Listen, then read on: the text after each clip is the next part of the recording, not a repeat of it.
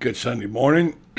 It's time for the Orange and Blue Blood Show. I'm Buddy Martin. The program airs every Sunday morning. We're back. We have a lot to talk about today, don't we? A lot. We could spend most of the program just on one game. The Florida Gators losing to FSU. But there were so many other things going on. Crazy weekend.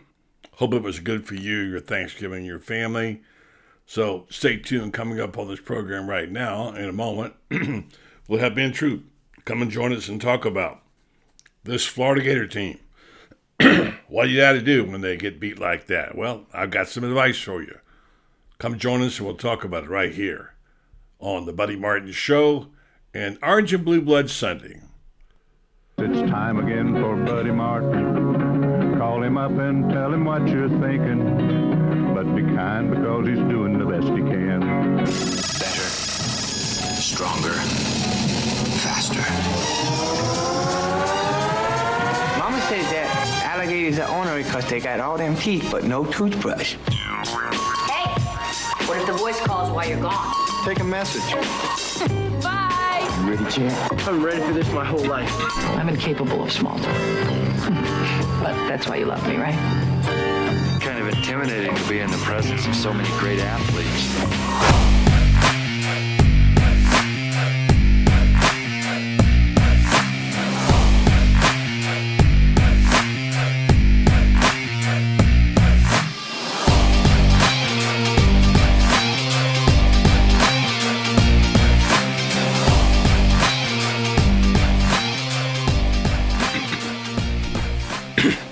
Good morning. Welcome to the program. I'm Buddy Martin.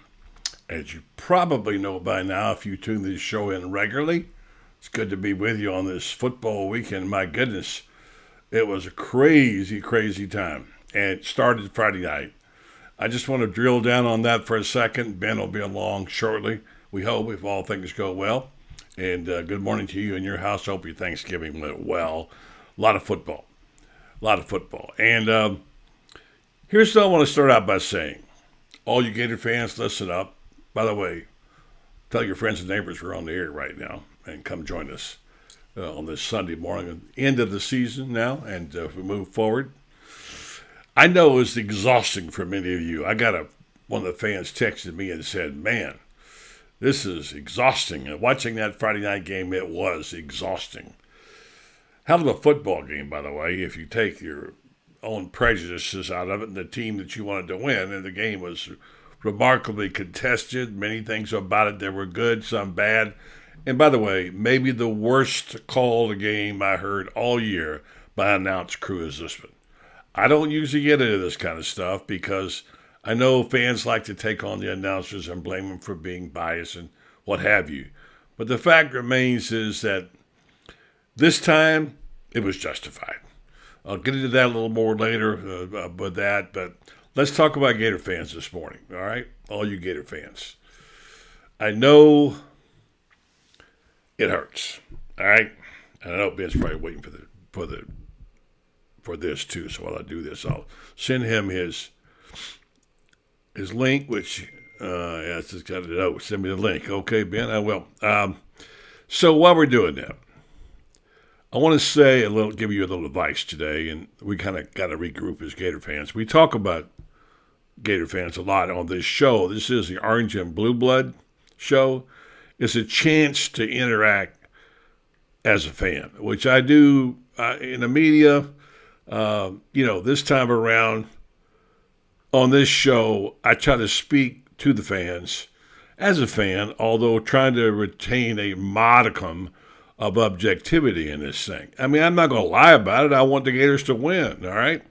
And I don't put myself out there too much, but in this particular game, I felt like it was a most difficult time for you Gator fans out there. In fact, I know it was. And I just wanted to say, take heart, but also acknowledge what is. I wrote this column, which is on Gator Bait, as I get this link to Ben. I'm going to have it tattooed on his arm. That sometimes it's just not your time, all right? I know that's hard to swallow for a lot of fans, and I understand why it hurts, but what are you going to do? you basically, on games like this, and we can go into the details, which we will, but you got to sit down, tip your cap to the other guy, live to fight again another day, and just say, let's move on. It is what it is for the 2022 Florida Gators. And I know this hurts to hear it, but they didn't get it done. All right? Nor did their coach.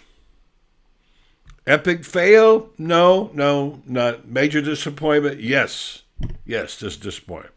Below expectations? Yes.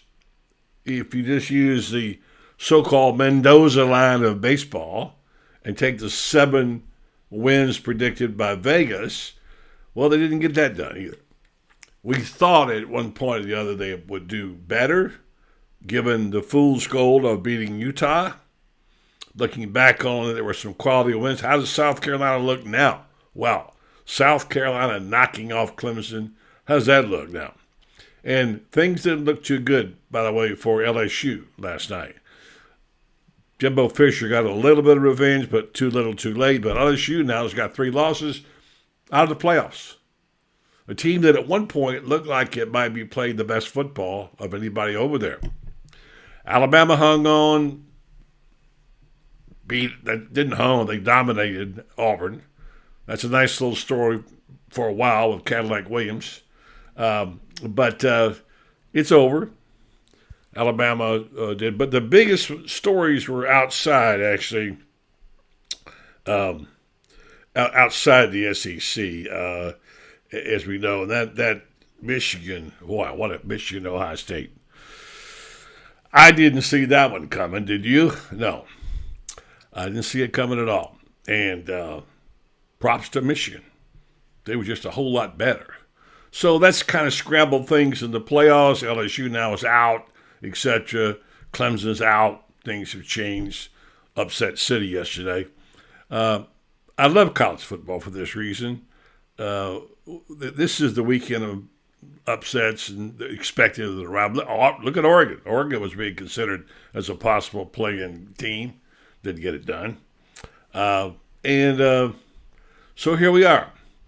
We're going to knock that out today, move on to what can Florida do next. Here's what I saw.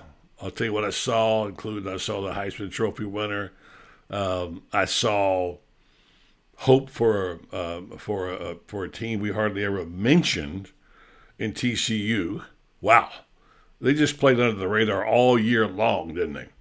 And then I saw a disappointing performance. Well, let's just say this. Florida didn't play well the whole game. Inconsistency is a word that has certainly plagued the Gators. But I saw some really, really hard-fought games, and that was one of them. To me, and I think Billy Napier, as he's pounded his fist on the desk, and said, yeah, we competed. And in the end, as I wrote in my column, what can you ask of your team except to show up, do what you're asked to do, quote unquote, do it the right way, and compete? And for that reason, Billy had to take up for his team. I get the aspect that it's not a moral victory. I don't care what had happened. You saw some brilliance from Anthony Richardson. You saw a dry spell of 11 straight incompletions. You saw a running game that, when it clicked, was dominant. You saw one hell of a performance by FSU's quarterback, Travis Jordan. I mean, his legs, as we're going to hear from Loren Meadows in a moment, was the difference in the game. But here's the message today from our friends at Titan MRI. I see Ben's on the hotline and on the Orange and Blue room, so stand by. He's next right here on the Orange and Blue Blood Show, Buddy Martin Show. Stay tuned. More to come. Things have certainly got a little out of hand lately when it comes to just buying our everyday necessities. Just look at gas, streaming services, and heck, even chicken wings. Well, there is one necessity that shouldn't cost a ton: taking care of yourself and helping fix all the aches and pains in life, and the fine folks at Titan MRI agree. With costs a fraction of what you'd pay at a hospital, you'll not only save money, you'll be taken care of by staff with over 20 years experience. So when you need an MRI, call Titan first, and you can go where your doctors send their families. Now offering CAT scans. All right, thanks, Jeff Cardoza. Let's go to the Orange and Blue Blood room right now and see if our man Ben is up and about today, wherever he might be, and say good morning and happy Thanksgiving to you there, Mr. Troupe. How you doing, sir? Listen, I'm just sitting here and down here in Orlando, Florida, man, with the fam. I said, good lighting. So I said, listen, I'm gonna go to where I know I got some good lighting. I jump on in the whip. I said, nothing is keeping me from old Buddy Money. Buddy, I think you made some good points when you talking about what is it? Travis Jordan, whatever his name is. Yeah. Quarterback from freaking Florida State. I didn't get a chance to see him all year long, but I mean he was electric. I mean he was Anthony Richardson for a day, and hey, I think that's the difference in the game. I can appreciate. Remember we talked about last week when it comes to Billy Napier, showing not giving us the coach speak. When he kind of like slammed his hand on the table to be like, dude, these dudes are playing hard. If you would have told me that we're going to complete passes to 3 receivers, 2 of them being tight ends, Pearsall just had the game of his life, and you came up a touchdown short, you lost by a touchdown, I could take that type of effort. Now, I know, buddy, it was some home cooking going on in Tallahassee. I don't understand how I get a bad call, but some of these calls were egregious. I'm like, so much so.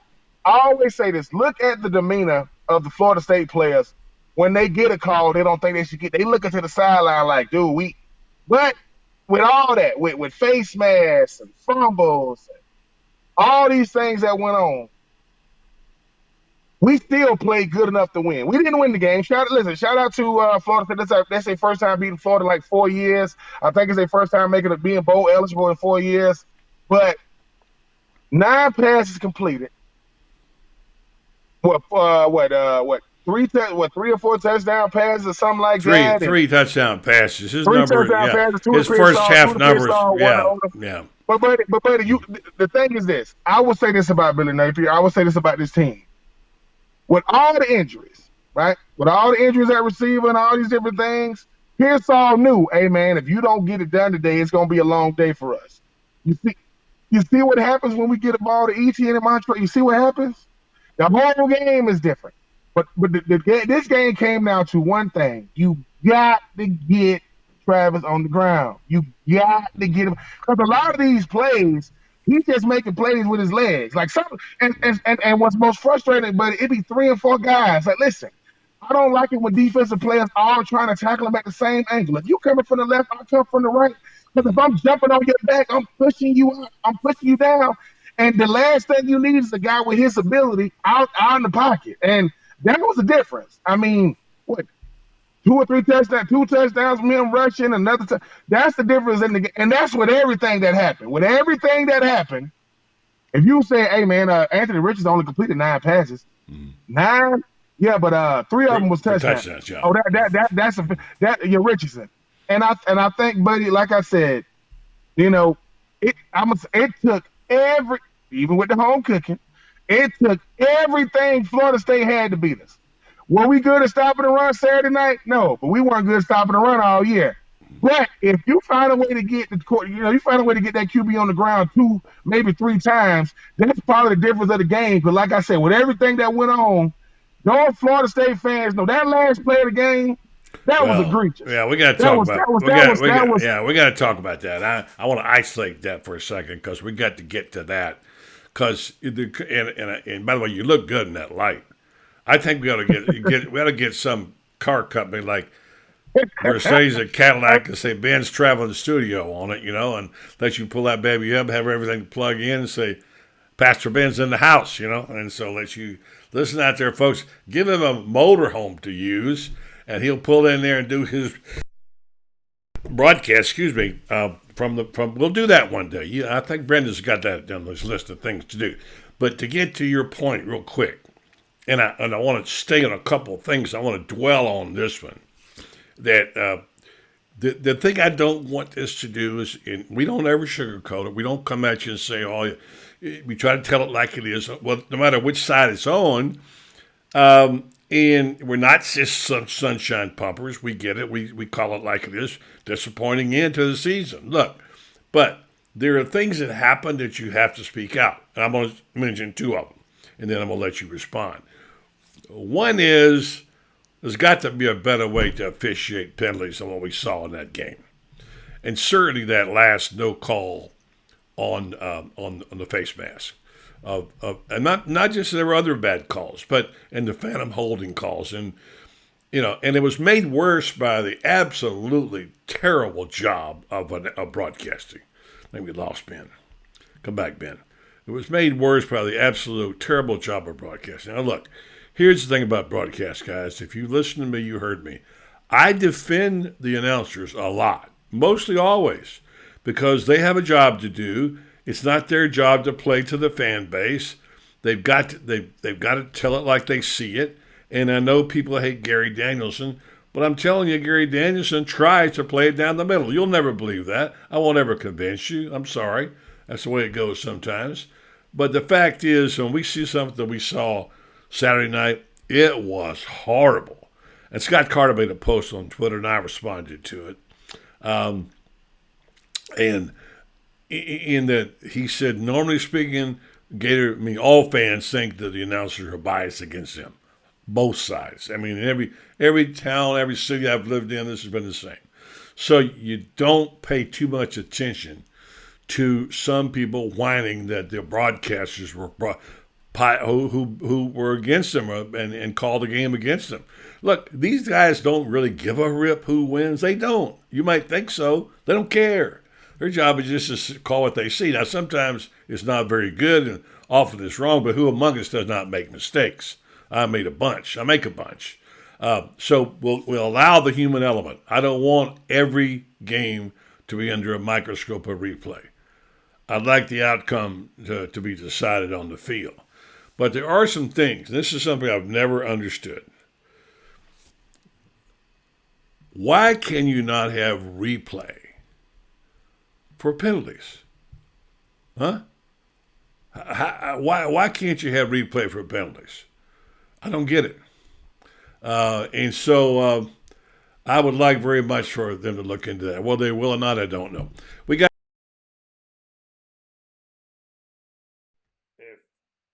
If that's the case,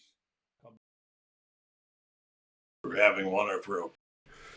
So give me a shout out here and tell me, is everybody able to hear me all right? So I'll get to your questions. You're saying it's okay. All right. Yeah. So just pause with me a second and let me see if I can find Ben, what happened to him. And we'll get right back on. So hopefully you're able to hear me. That's what I'm hoping. So so on the replay, I don't want to see the game over replayed.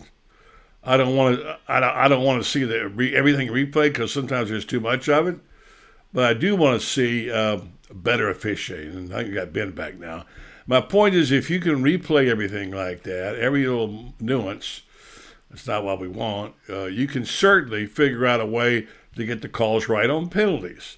And we saw what happened last night, or Friday night, I should say, when you don't call a major face mask, as they did on Anthony Richardson, and you wind up on the last play of the game, you wind up, unfortunately, with a call that really, or no call that it decided the outcome. So let's see if we could go find Ben again. I think he's back now in the studio, traveling studio there, and say, all right, Ben, I'm not sure how much you heard of that, but I'm saying if you're going to replay things, then why isn't there a way to replay calls or no calls? I mean, there's got to be something. You can't have not those penalties like that not called when it could decide the outcome of the game. I don't know what can be done. What do you think? They're going to have to come up with something, buddy, because let's call it what it is. This isn't amateur football. This isn't high school or middle school or, elementary school or rec football. Games are being decided. Just like at the end of the year, they should have somebody over every single school, right? As far as officiating, to say we're going to go back and we're going to look at the calls that was made, the calls that were blown, and the calls that should have been made. Yeah. Because buddy, it's like this, buddy. Think about this. People act like there isn't critiquing going on in every profession. But you've been a writer your whole life. You've worked for major news networks and different things. You know, before you became an editor, you had to work under an editor. So you'll put out something, the editor come through and look at it, and they'll say, I don't like this, I don't like that. Now, you could have took it one of two ways. One, either I cannot like this editor and work for some other company, or I can see this person is trying to help me write better, and now you get to be an editor. But that's called critiquing what you're doing. When it comes to referees, your job is to make sure the game is being played correctly, not making calls or missing calls. Like, there is a person on the field, all they're doing is looking at the quarterback. That's all they're doing. His face mask got pulled. And major too. It wasn't just a minor one. It was a major. And the thing is, it's almost like what. And I can't stand this. I don't want to hear the officiating crew realized they made a mistake. They want to put out a statement. No. Too late. You put Too out late. a statement. Too late for that. And the thing about it, listen. Let me say this. Is that going to decide the game? I don't know, but that's called unsportsmanlike conduct. That's called a first down, and I don't get how. When it comes to refs, right, they're supposed to be the best out there. If you ref in college football and the pros, you are the best. At least that's what your resume says. Yeah. And it is just it's becoming, buddy. Behavior that goes unpunished will continue. If nothing happens to them, they keep doing it. And I don't care. It was this officiating crew and that fish. They got it wrong. Everybody in that stadium saw Anthony Richardson's helmet. And people going to say, well, did he grab the other guy's helmet? He can't even see. I'm trying to get my, if somebody pulled my helmet, I'm just trying to reach out. It was egregious. And with all of that, with everything that happened, Florida still had a shot to win. I'm telling people, right? Do I expect Anthony Richardson to come back to school? No. I think he put on a brilliant display of his strong ability. Yeah. That second touchdown to Pearsall, that was gorgeous. That was about as on a rope of a throw, because the DB was in no man's land. So he goes, hey, dude, either I'm going to dive and make this play or it's a touchdown. And I'm happy for Pearsall, too, because let's face it, the last couple of games, he's really got a chance to kind of show what he can do. So that's going to help him.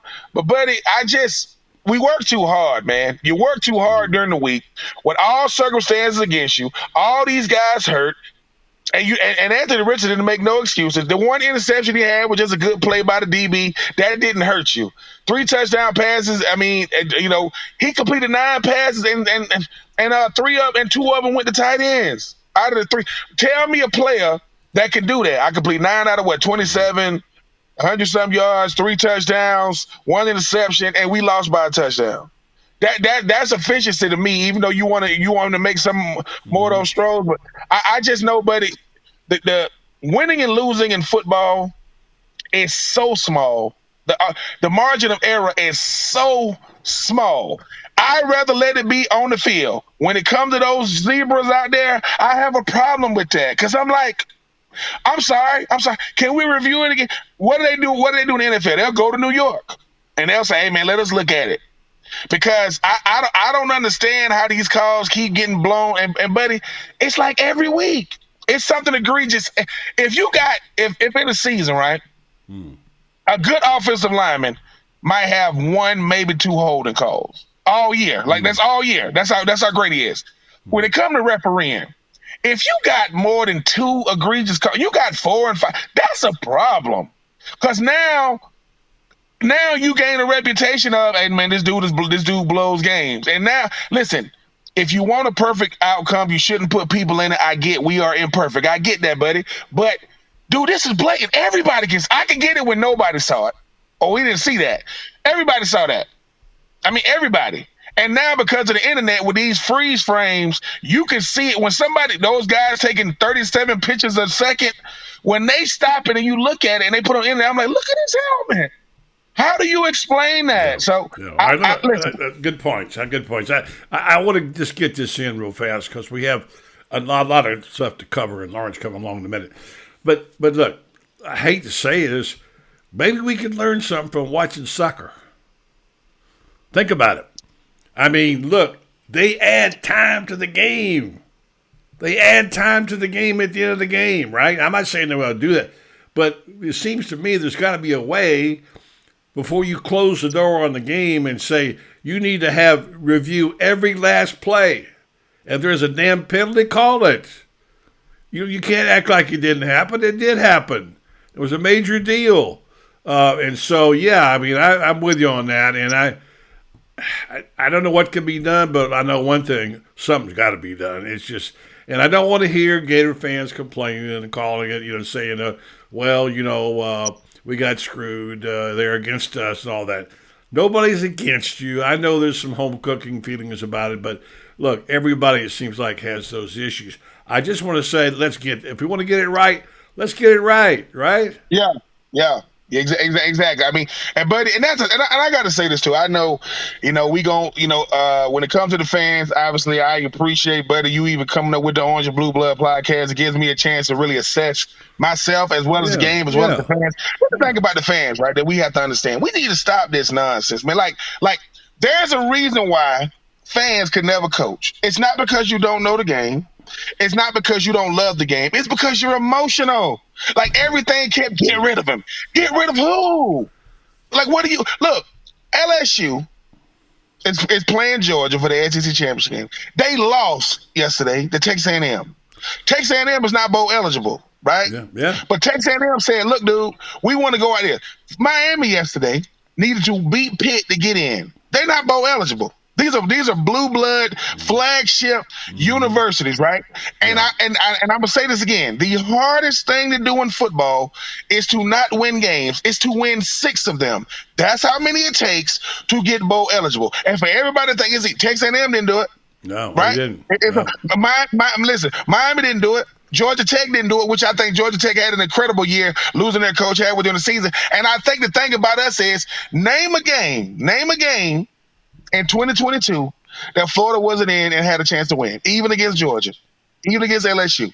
Had a bad game against Kentucky. Had an awful game. Listen, had some awful circumstances and bonehead plays against Vanderbilt, and even last night. So the thing about Billy Napier is, Florida ain't getting blown out, right? Florida lost by 10 to LSU. They lost by 14. Yeah. So, and I think, Buddy, listen, I'm not defending Billy Napier because he don't need defending. No, look at all I'm saying is this.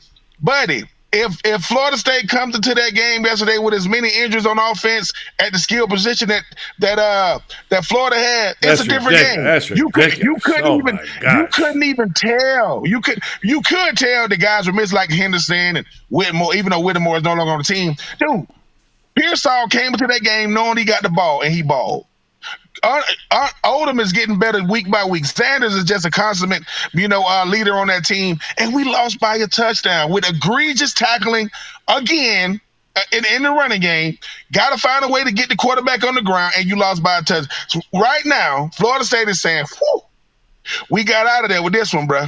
Because if that's the Florida team we're going to be dealing with moving forward, get ready. Yeah. Because this has been our best team in a long time. Shout out to Florida State and Mike Norvell. Because guess who got fired yesterday? Willie Taggart. But second time in this state, time. Yeah. Crazy. Yeah, several things like that. We should probably cover that real quick. And we got Lauren standing by. And I want to get one more point in before we get started on that conversation. The biggest upset of the day, I think, was South Carolina. Quality win for Florida. Turns out to be a quality win for Florida, right? Right. As you point out, the SEC West champion got beat. Michigan hammered Ohio State. Whooped them. And then not only did we have Willie Taggart getting fired, we had David Shaw resigning from Stanford. Which is, that's and for those people who be thinking it's all about the money, I want to think that Coach Shaw was probably like number 3 or number 4 as far as salaries go. He was top 5, so he was making plenty of money. But like he said, look, man, 12 years, an incredible coach. Mm-hmm. But buddy, when people talk about the coaching carousel, Stanford starting over, Georgia Tech starting over, FAU starting over, Nebraska, even though they got Matt Rule, starting over, Arizona State, Auburn starting. Auburn starting over. With who? And I got to say this too. For everybody that was thinking that Vanderbilt was finna go 3 for 3, they got the brakes beat off them by Tennessee without Hendon Hooker. Right. But I just think that, buddy, that the Clemson, South Carolina is a great point. Everybody want to make it about Clemson. They won one. They've lost one game against Notre Dame. They got a shot to get in. And all I'm gonna say is Spencer Rattler outdueled DJ Uiagalelei last. It was a 31-30. Because you know what? Our coach, and I'm talking about Billy Napier, he only talks about his team, and he's very, very, very, very, very complimentary of the opponent. Dabo Swinney, he has an arrogant problem, and he was talking trash about what they do in Tallahassee and what we do in Clemson. Now you've lost 2 games. You're not going to the college football playoff, right? And we looked it up, buddy. Clemson has a shot to be an afterthought. Really, really quickly, because if they don't get back to college football playoffs, we'll see. But, it's just one of those things. Yeah. All right, so as we bring Loren in here, and I want to get this point up on the Florida game in, and I'd like to both you gentlemen to weigh in on this as well. We'll say good morning to Coach Meadows there in his Gainesville studio. I don't know why he has so much headroom at his shot, and you look like you're Ben. You look like you look like there you go. Because he looks like he's got a big old cavern behind him. I'll say good morning to Coach Meadows. How are you, Loren? Happy Thanksgiving. How you guys doing? Want to get your thoughts immediate. Good morning to you. Hope things went well, but I know they didn't go too well because you were in Tallahassee. I just read your piece. We'll talk about that in a minute. We post. Let me just say, here's what I want to say, Ben. I want both you guys to speak to this because you're both competitors and you've played the game, and you know what it's about. So here's the deal. I thought about this. Ben, you said we talk about this from a fan standpoint on the Orange and Blue Bus. We try to think like they think. Don't always agree with them, but this is what the Orange and Blue Blood show is about. And by the way, if you're ever going to be an Orange and Blue Blood, this is the time to be one because your team needs it. Here's the point. On a day when the U.S. World Cup found gratitude and solace in a tie, 0-0 with England, it felt pretty good, right? But going 6-6 did not. Okay, Las Vegas told us the over/under on Florida would be 7 or 7.5. So as I said in my column, if you're scoring at home, that's -1. Okay, so let's just call it like it is. There's a cliche going around in coaching circles, and guys, you've heard this. When a team loses, it somewhat resembles the old moral victory theme. And they say, basically, we practiced hard, competed hard, and did it right, but didn't achieve the result we wanted. That's called losing. Let's tell it like it's called losing, all right? And it ain't. It's just part of the game. And you guys helped me, but every coach I've ever talked to said, when you get drilling down on it, yes, we learned some things on our wins. We learned a lot more when we got beat on losses. And then, so... it's a tough loss in Tallahassee, hard-fought game, well contested. It had to be a pretty good game for a neutral fan to watch, but there's a little truth in this time. They didn't achieve the result they wanted, but it doesn't change the scoreboard. Florida State 45, Florida 38, the final result of a 6-6 season. That's the truth.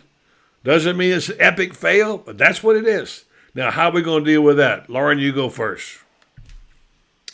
I think you got to put it behind you. And what I mean by that is, the beauty of college football is you do have the bowl season. I know a lot of people aren't big fans of so many bowls and things like that, but from a program standpoint, the ability to take 15 practices, put them in a box, and grow as a football team, particularly with your young people, I think is a key. And I think what Billy, like I said, one of the things that I'll give Billy Napier credit for all season, head coach Billy Napier, is that, he's been able to encapsulate every single game into a box, wrap it up, and then move on to the next one. And I think that's why you saw such a great effort on Friday night versus the effort we saw the previous Saturday. I think with this bowl game, no matter where it is, no matter who we play, I think he will have this team honed in for improvement to correct the things that need to be corrected and build on. I think that he's done a great job at that. So I think with 6-6, I think people just kind of need to put that to bed, because I know the Florida Gators will. Put that to bed. It happened. There were some plays that needed to be made that weren't made. But then I think they will take these 15 practices, take all 15 in earnest, and almost treat it like a preseason going into the first game of next season. I think he'll encapsulate that. He'll take that as one of his stages. And I think that's what you have to do. Right now, Florida is on it's 0-0, 0-0, and they have a one-game season, 15 practices to get the football team ready to play its best football for one game. And then we move on from there. I mean, we all know that this staff is going to be hard at work at recruiting, very active in the transfer portal. I look for some news to come out, probably by noon tomorrow, that some young men will be leaving the program and some will be leaving their programs to come to Florida. I think you're going to have a lot of that, but in tune with that, there's going to be 15 practices that the Florida Gators are going to take extremely serious. And let's face it, as bad as, and I'm speaking as a fan now, as up and down as this season has been, whatever, December 27th, January 2nd, December 31st, wherever we go, wherever we play, I'll be cheering my butt off for the Gators.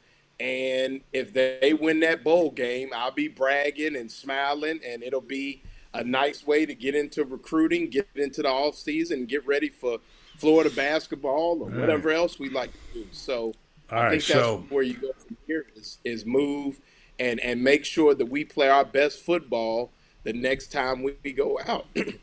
All right, so you basically are endorsing what I wrote this morning. I know you haven't read it, which is to say, acknowledge the loss, acknowledge the failure, love on your guys because they gave all they had. It just wasn't good enough this time. And in competition, right. Ben, you had to face this many times. Sometimes the other guy's just better. And Travis Jordan's legs were better, and we can get into the missed tackles and all that. I did notice this last night. He made Florida's defenders look slow at times. They need some more speed in that position, and especially in the secondary, even a linebacker. You can't, but like I wrote, and again, Ben, I want you to come back and comment on this. A coach is conflicted about his loyalty and the reality. When his team plays hard but still performs below what you expect, how does he react? Well, you could tell how Billy Napier reacted last night by his moist eyes and pounding on the table, as we said. He cares a whole bunch. I understand that. But sometimes you got to swallow hard the bitter herbs, liquor wounds of defeat, and live again to fight another day. Like Lauren said, there's nobody sugarcoated. Losing to your cross-state rivals cuts to the bone, and losing in the final game of what could have been a winning season really hurts. As I wrote, it double sucks, Ben. It does, but I mean, I think Lauren make a great point. You put it behind you, but you got to put it in perspective too. I mean, Florida lost to the two teams that's going to the SEC championship. Florida lost by 14 points to the number one team in the country. Florida had a bad performance against Kentucky. Florida had some bonehead plays against Vanderbilt, right? And Florida is a team, and in my opinion, right, that if you telling me that Florida State went 9-3, great season, by the way, great job, Coach Norvell. You beat Florida that was 6-5 coming into the game. He made Anthony Richardson completed 9 passes, and they only went to 3 receivers, which only one of them being a receiver, the other 2 are tight ends, and you won by a touchdown.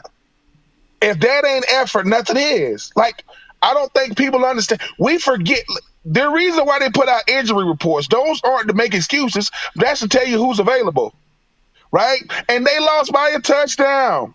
And that's with all the egregious calls or the missed calls.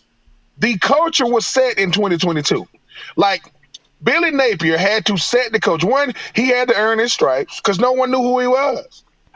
Those players didn't know who he was. They respect who he is, but they don't know. He ain't coming from a P5 program. He ain't coming from a big time even though the best G5 conference in the country, is the Sun Belt. Play with him if you want to. But all I'm saying is he set the culture this year. And it's just like you said, Lauren, look, Florida wasn't his best this year. I get it. I get it. Name a game they weren't in, though. They didn't get blown out by nobody. There was no, listen, last year when Florida played South Carolina, they got ran off the field. That was awful. It wasn't no games like this. South Carolina proved to be a better team than we thought, huh? They boat raced Tennessee 2 weeks ago, and they beat Clemson yesterday. So the week-by-week thing, right? I think when I see this team, you got a team that other players want to play for. They can see what's going on. Listen, you don't think Mario Cristobal want to have 6 wins right now? Ooh. Huh? He would love. Talk about epic fail. Wow, you're right. And sometimes, Buddy and Lauren, sometimes, right? Sometimes this what you like about bowl games. I know people don't want to hear this, and not because my team is 6-6. You could throw the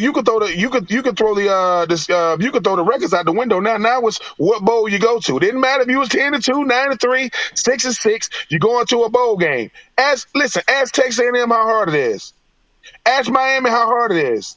Ask Georgia Tech how hard it is to win 6 games. And they didn't have Georgia Tech's schedule was harder than Florida's. But all I'm saying is Billy Napier slapped the table because he's telling the media, are y'all seeing what I'm seeing? Are y'all really seeing a team that was depleted on offense at the skill position come up 7 points short? On the road, hostile environment. That's coaching, people. That's coaching. That's making sure we know, listen, when Florida takes the field, it's no excuses. It don't matter who we don't got. They ain't going to care. That's not going to be the narrative after the game, right? But they fought for 4 quarters. And even with the calls, they had a shot. So what I see is the culture was set in 2022. Expectation is here in 2023. See, I ain't gonna be no more, shoulda, coulda. You got to get it done. If you don't believe me, right? Willie Taggart is gone. Auburn got to get a new coach. Arizona State just got a new coach. Stanford Coach Shaw just stepped down, right? You're going to have a bunch Matt Rule is at Nebraska. Every great program has one thing in common. A coach has been there a long time. If you don't believe me that it takes a coach a while to get it going, Harbaugh has beaten Ohio State in back-to-back seasons, and he's been there for like 9 years. But they understood it takes time. It takes time. So I know that Florida's going to be a better team, a different team in 2023. But fans need to really go back and look at the tape. They need to have a film session and really look at the fact that, dude, with all the plays Florida missed, we came up 7 points short. And even if we beat Florida State, that doesn't make it a good season. That just means you beat Florida State. Good seasons is when you in Atlanta. You had a good season, or you in Atlanta, that's a good season. That means you won your side of the conference, and you get to play the Western Conference champion. That's when it's a good season. Right now, it's a learning. 2022 was a learning season for everybody involved. You appreciate the seniors that help establish this culture. But man, Florida's gonna be fine. Listen, I tell you what.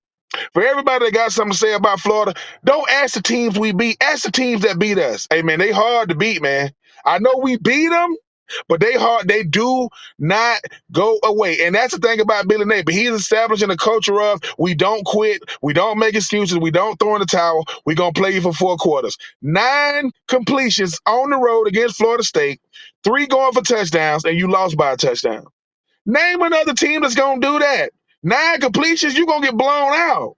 So all I'm saying is, I ain't jumping ship. I ain't never jumping ship. I can appreciate the fact that Billy Napier, and Lauren, I don't know if he be watching Orange and Blue Bloods, but he didn't give that coach speak yesterday. He didn't give you that coach speak yesterday. He was honest. He was honest about it. And to me, I believe, and let me give Billy Napier some credit. Sometimes he have to earn that. He like, look, man, I'm gonna give y'all the coach speak for like 8-9 weeks, but I'm learning that I can be myself. Because coach got to know, hey man, if I'm gonna do this thing, I need to be myself. And I'm not saying he wasn't himself those other weeks, but he was honest yesterday. Listen, tears coming out of a coach's eyes means, man, y'all don't see y'all don't know him like I know him. Y'all don't see how hard they work. Y'all don't see the work they put in. The work they put in leads to the buy-in. And like I said, Florida State, congratulations. I know you state champs, beat Florida, beat Miami, but Mike Norvell, when he shook Billy Napier's hand, Billy Napier gave him that look like, hey man, you want to get this thing going the next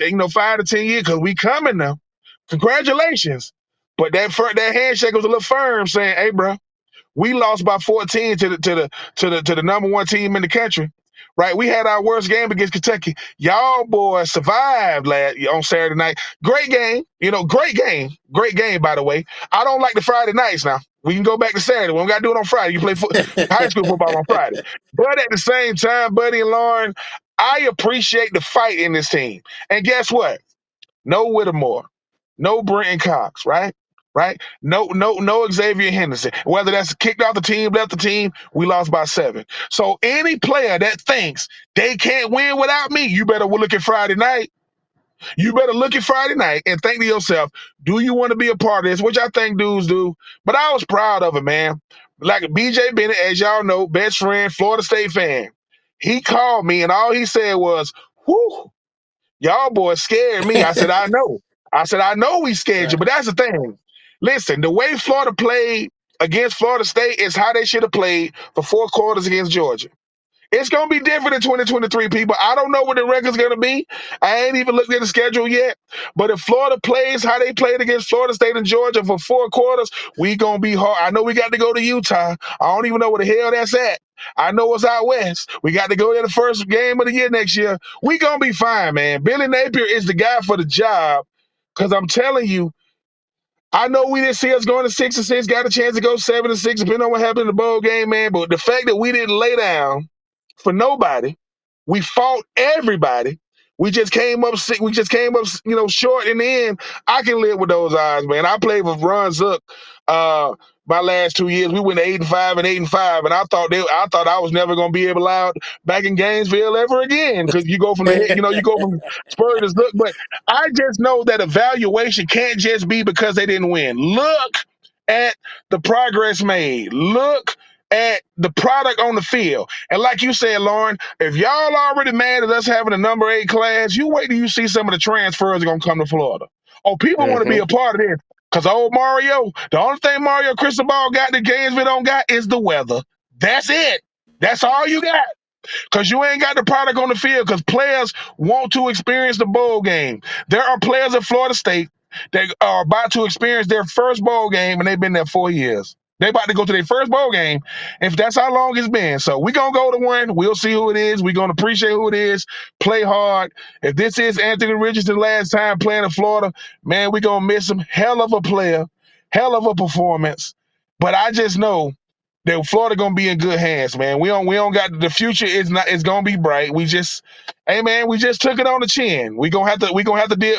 I ain't used to Vanderbilt fans talking trash, but I'm gonna have to deal with that for 364 days. We'll see them next year in the swamp.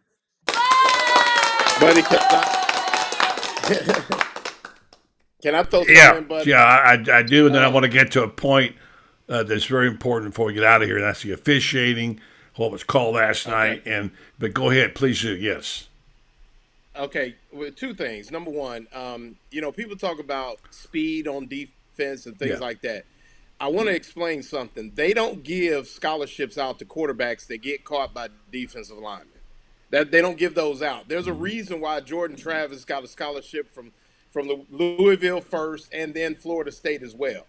Those guys are special. Any quarterback that can run around like Anthony Richardson and things like that. We will never have defensive linemen or linebackers that can run down Jordan Travis. Now, will they be able to keep him boxed up, catch him at a proper angle, those kind of things? But we will never. Jordan Travis is the reason he's at Florida State is because he doesn't get caught by defensive linemen, things like that. Quarterbacks that get caught by defensive linemen go to where I played at Ohio Northern. That's where they play at. They don't play at Florida State, Florida, Tennessee, those places. The second thing is this, I think we tend to look at one individual, and I'm speaking to Anthony Richardson. Anthony Richardson, if he doesn't do anything else, has carried himself with so much class, so much dignity, so much grace. I mean, step to the podium every single week. Go look at the difference in the Florida State press conference after the game versus the way Anthony Richardson and Ventrell Miller stepped to the podium after the game. The reason that Florida, I think, is going to take the strides that they need to take is because they are already beginning to carry themselves, in such a professional way, such a way that of a championship level. Like one gentleman on here talked about that Anthony Richardson is a head case. He's not. To call him a head case is so disrespectful to that young man as a person, as a player, just everything. He's not a head case. He's calm. He makes mistakes. He may not make the plays all the time. But, I mean, somebody, talking about LSU walked the dog on us. A 91-yard touchdown is Anthony Richardson walking the dog on LSU, too. I mean, it's those things. I mean, we really got to get out of that with these kids, man, these young men, or whatever you want to call them, grown men. But Anthony Richardson, remember 10 weeks ago, Anthony Richardson stepped to the podium in his worst game of his career after the Kentucky game and said, "It's on me," and stepped to the podium. He didn't have to come out there. And the media people asked him, "Why are you out here, Anthony?" He said, "Because I got to tell y'all, I got to come out here and tell y'all what's going on." Yeah. That's not a head case. He answered every question. He's a polite young man. I mean, come on now. That's what we got to get out of as fans is this. I just don't understand how as fans we don't appreciate the work that these young men. Well, because they're ignorant. They're ignorant, okay? They don't know. They're ignorant. They're not around them. They don't talk to them. All right? To make those kind of statements just shows your lack of intelligence. And you're right. Well said. I do want to get to these 2 points. I need you guys to weigh in on them. Well said, Loren. Yes, Thank sir. you. So you're absolutely right. Stop saying things when you know what you're talking about, all right? So speaking of which, I got to get this in, then I'm going to wind it up with Anthony Richardson and what I saw and heard in his future. I always, 99% of the time, defend announcers. You guys know that because they got they're not there to root for one team or the other. They're not trying to say bad things about your team. And the absolute ignorance of saying, well, Bern Lundquist is against the Gators. He's not against the Gators. Never was. I mean, it's ridiculous. I've known Bern for 35 years personally. You make an asinine statement. But this time, they got a complaint. All right? And what I saw, and I first got the guys mixed up because I watched that many games. I couldn't remember. I thought it was Dave Pash and Dusty Dvorak, but it wasn't. The crew that they ABC had on Friday night was disgraceful. I mean, not bad, disgraceful. I mean, Honest Schroff, okay, all right, I guess I'm bad. But Brock Osweiler, he might as well be from damn Mars. He don't know anything about this game, anything about this teams. He makes the asinine statements he made. You can argue all day long about the call of interference that went Florida's way. I'm sure Gators saw it one way, but the fact is that was the call, and it was not disputed. He wasted valuable time talking about what a bad call it was on FSU for pass interference. That was ridiculous. First of all, it was pass interference. If you look at it, Loren, you see he pushed the receiver forward at contact. Mm-hmm. It wasn't instant contact, but he wouldn't let it go. He wouldn't let it go.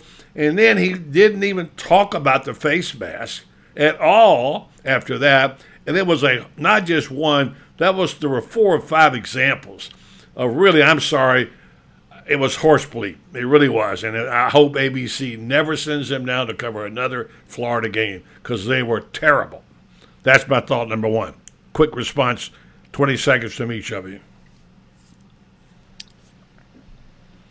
Brock Osweiler, who all I know is it's hard to find help these days when you think about just throwing anybody in these booths.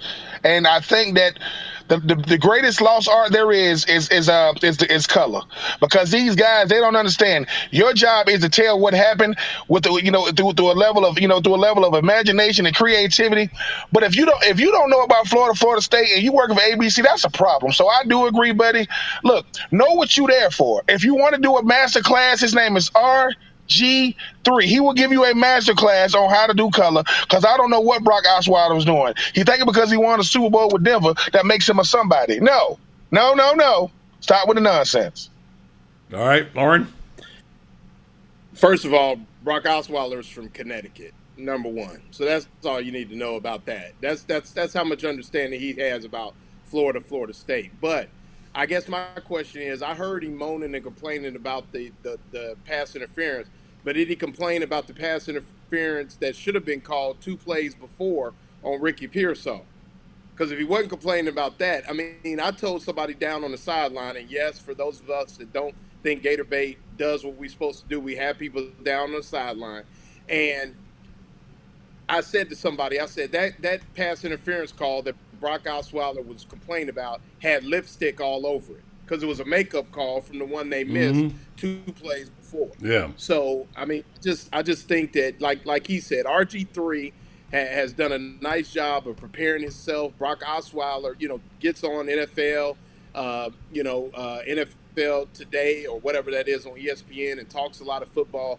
By now, and I'm sure he played with guys from both Florida and Florida State.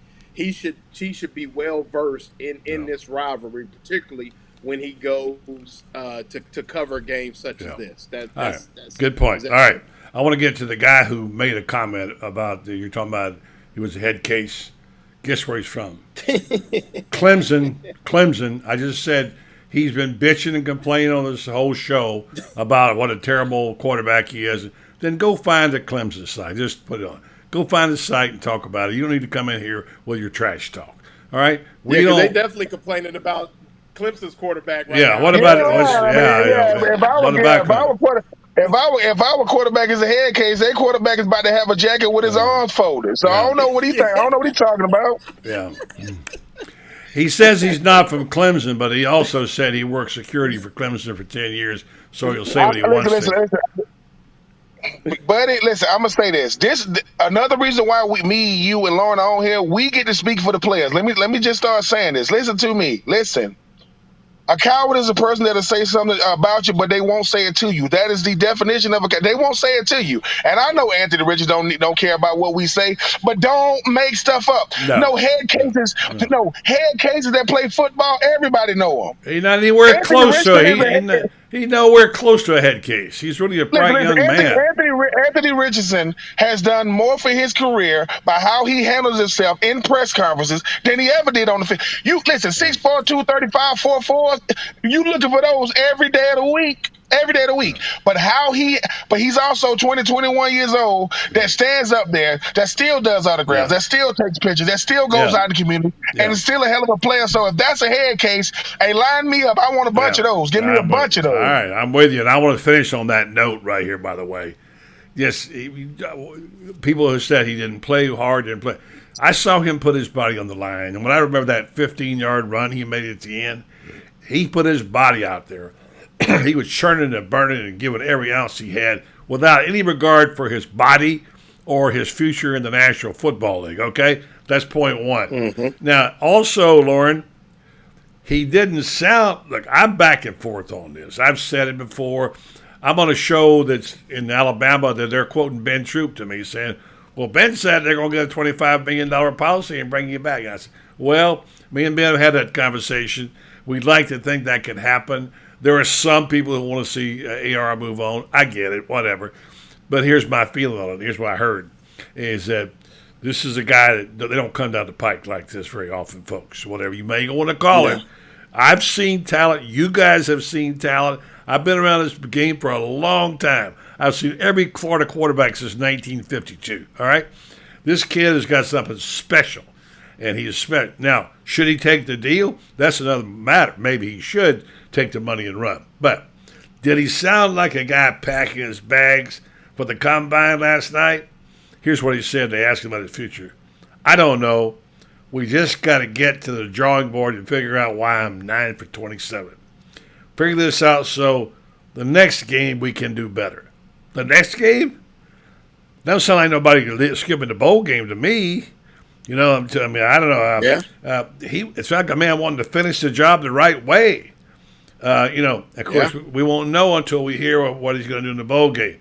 But anyway, I just want to say that I know people will say give Kitten a chance and all that. Yeah, he played well, by the way. Good job by John.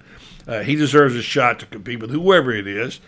But Richardson has the biggest upside of anybody I know around. He probably needs to cash in on this generational wealth. I wouldn't blame you if he did. But it is what it is. We'll see what happens. But to me, he doesn't sound like and look like a guy in a hurry to get out of here. What do you guys think?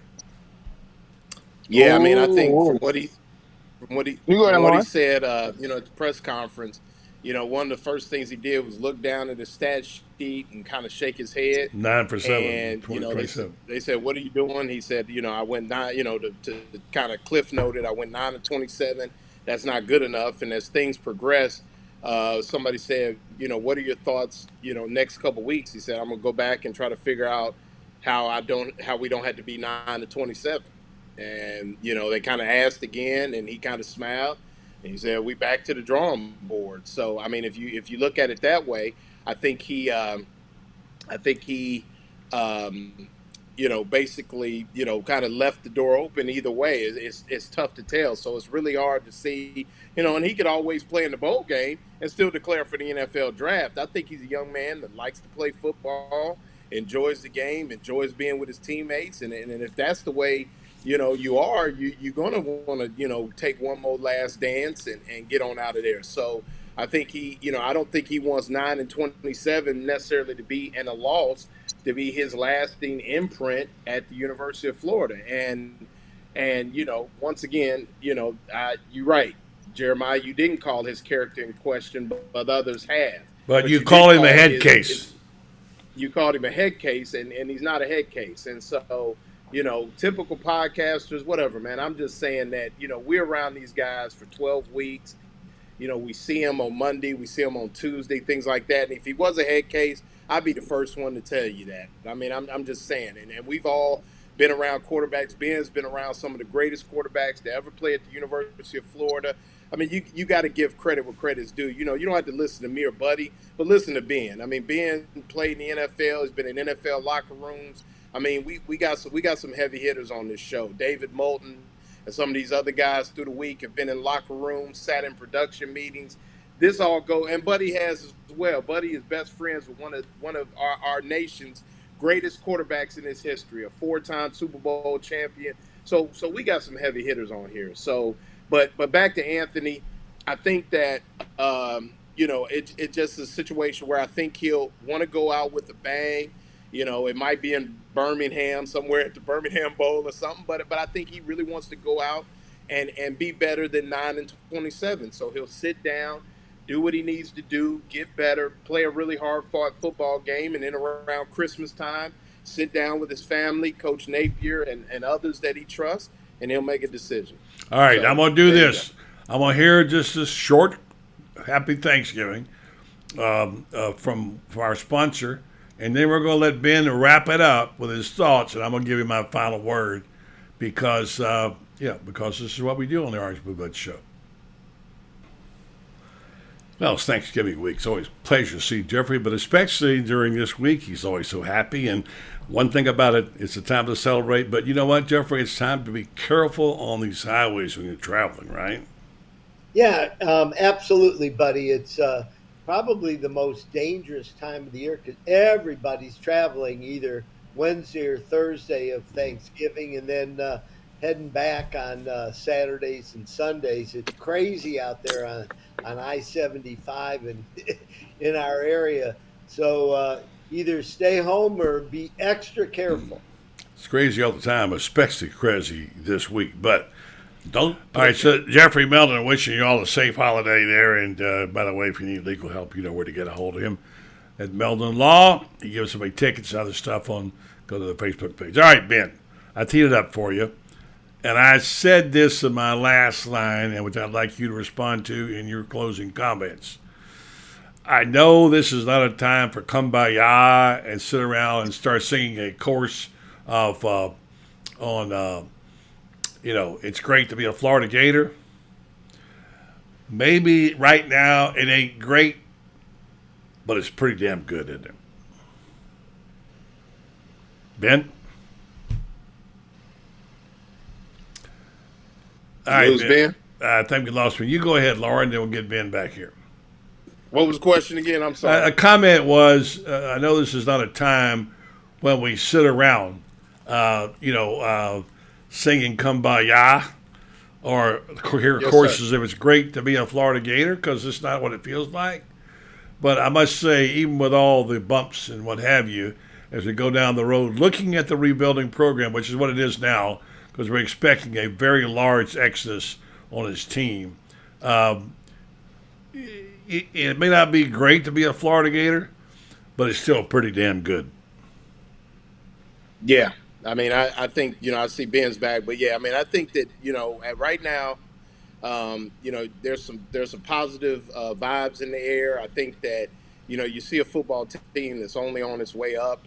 And like I said, I think more than anything, more than what bowl game Florida's going to go to, whether Anthony Richardson is going to go to the NFL, I'm really excited to see what this football team looks like around April 3rd when they get into spring practice, and then even more so the group they take the first weekend of September out to Salt Lake City. I mean, I'm really excited about that.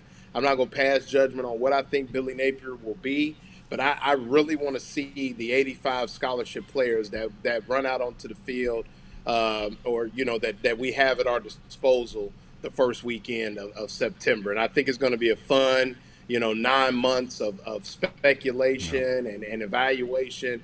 And you know me, buddy, I like the X's and O's more than anything. So I think that's what I'm most looking for. All right, well put. Let's get to the man, Pastor, to end, Ben, to end the program with a footnote. Doesn't sound like people are quitting to me, Ben.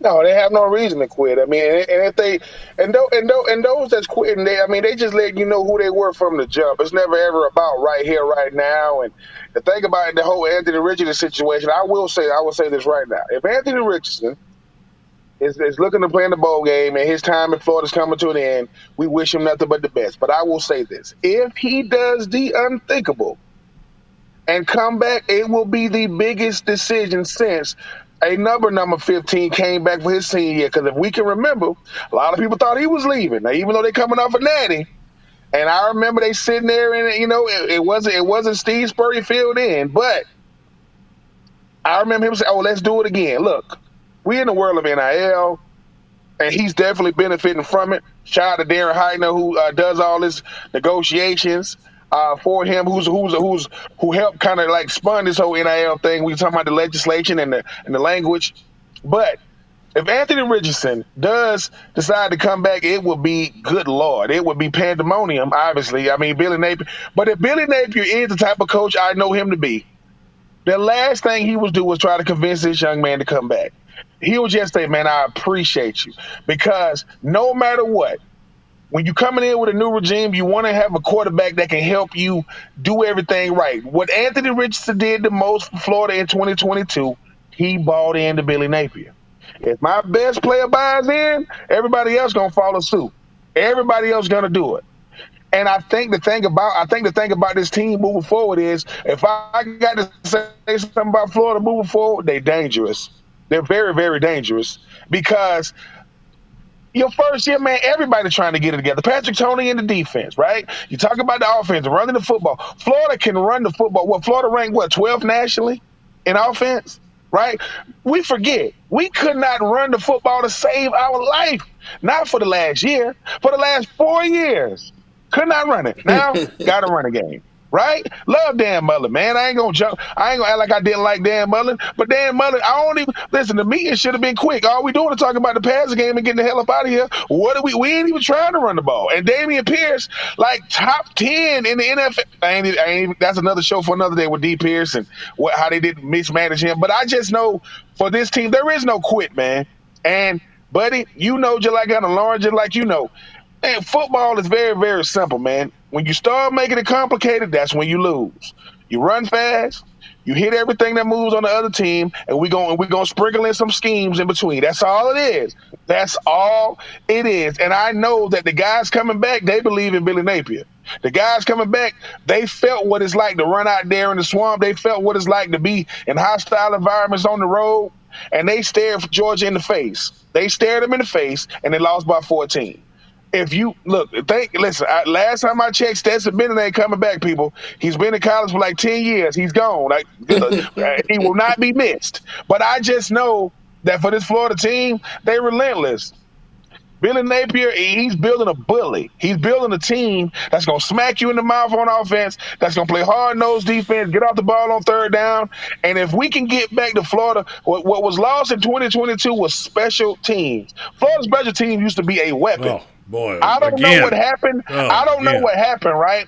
But I was blessed enough to interview Chris Rainey on my podcast, 84 Reasons. He says, Ben, don't forget 3 block punts. I got the most block punts in Florida history. Whatever happened to the block punt? Whatever happened to the punt return? I agree with that. Somebody asked that very question here today. Whatever happened to the block? Go after him. Let's make some plays here. It's gonna be fine, though, buddy. Though. But one more thing. One more thing, real quick. Well, I'm sorry to interrupt you. Did you see Billy? He almost lost on the sideline, but they had to call a timeout because he had 10 guys on the field on defense again. I mean, get somebody out there to count them, please. That's special teams. You got to fix those special teams. That's all I'm saying. Let you go ahead and finish up your word. We'll say good afternoon. Go ahead, Ben. No, I'm like Lauren though. Listen, what makes college football, what makes Florida intriguing is, as great as the regular season is, now we finna see what Billy finna show you what he really do. Listen, people, once again, remember what he did remember what he did in recruit for 2022. We weren't even on the screen in rankings. We were so far down. In the 60s. He's taken from the 60s to the 20s. Now we number 8. Before we sign anybody else, we're number 8. Right? And that's before you get in the transfer portals. It's going to be crazy. I'm looking forward to seeing the guys he put together. I think it's going to be incredible. But Mr. Osiris Torrance, Lord have mercy. This boy is – I know Anthony Richardson is he's the best player. I get it. But pound for pound, literally, it's Osiris. And, dude – I don't know if he got a Stetson Bennett another year. I wish he did. We are going. If y'all want to see a clinic, please watch Osiris Torrance against them D linemen from Florida State. It was ugly all game long. We gonna miss him, man. So shout out to them guys that came over there from the G5. I think they get a bad rep of thinking it's a lower level of football. No, it's just a different level of football. Because if Osiris Torrance was the number 1 guard in the country, had he never left Louisiana, I'm happy he did. But I'm just saying it's a lot of great moments from this season. I'm looking forward to the off season. I'm looking forward to winning the bowl game, because if you don't think bowl games matter, ask the teams that ain't make one. Just ask them. Ask the one, and it's a gazillion of them. Think about it. It's about 40 bowl games. You got teams, aka the number 1 recruiting class in the country, did not make it. I'm just telling y'all, bowl games matter, man. Coming from a person that needed every single dollar, I wasn't in the NIL era, people. I wanted, listen. I learned 2 words in college that I live by. Their name is per diem. I said, what is that? Oh, that's money. What? It's a little envelope. I'm just saying, it matters, man. It matters. But shout out to my Florida Gators, man. I'm looking forward to to next season. May the powers that be do everything we can to stop the Georgia Bulldogs. They can't win 2 years in a row. I don't want to have to leave Earth. Yeah. They can't do it. Somebody stop them. But you live up there amongst them. You live up there amongst them, man. You suffer double. I do live amongst them, buddy. Oh, and the thing is, when I wake up in the middle of the night and I hear dogs barking, I don't know if it's my dog or my neighbor's. I'm saying, man, it's crazy. Or a fan. Hey, Bill, what was your per diem at Florida? I will say this. When we went to we went to the Sugar Bowl, right? Get off the plane. I think we got about 200, 225. I'm like, whoo. And it's the problem, though. I didn't know that per diem, they only give you like 2 or 3 checks the whole week, right? So I go and spend that. I come right back. They said, no, you don't get nothing for another day or 2. I'm like, dang. Then they gave it the per diem again, and I spent it again. And the problem was, the same way I got off the plane is the same way I got back on the plane, broke. I spent that money so fast. What was it? I want to say the per diem was like $220. I think we got like 600 in all when we went to the Sugar Bowl. But this is the thing about the Orange Bowl. Because our charter plane didn't fly to Miami, we all got $500 just to get down. And now the guys that live out of town, they had to fly in. So we got $500 just to get there. And I think all in all, we ended up getting close to like $1,500 or something. Listen, let me tell y'all something, people.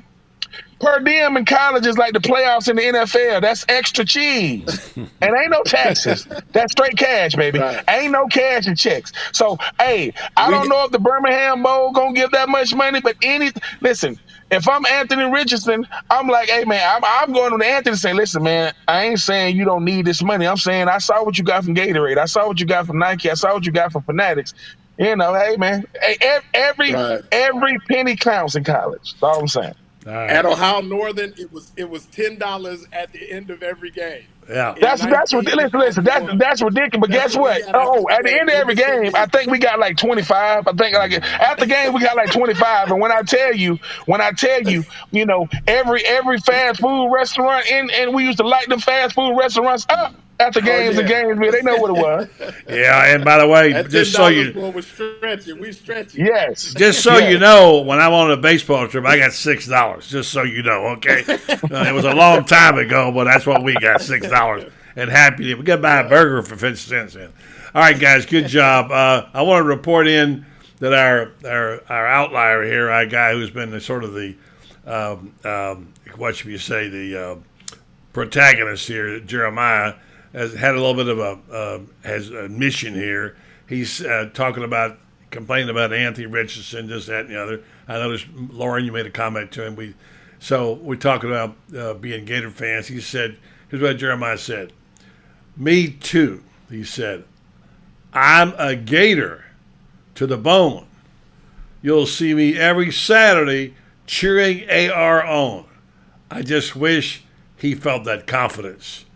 Well, it might help if you make a comment about it once in a while, Jeremiah, instead of tearing him down. Okay? With that, we're going to wind up with these two ladies doing the Orange and Blue Blood. We're going to do this show now, the rest of football. If y'all are up for it, we're going to do it on Sundays throughout the football season. A lot of stuff going on and in the Gator Bowl game. So, guys, good job. Happy Thanksgiving to you. Here's two ladies leading us in the Orange and Blue Blood Pledge.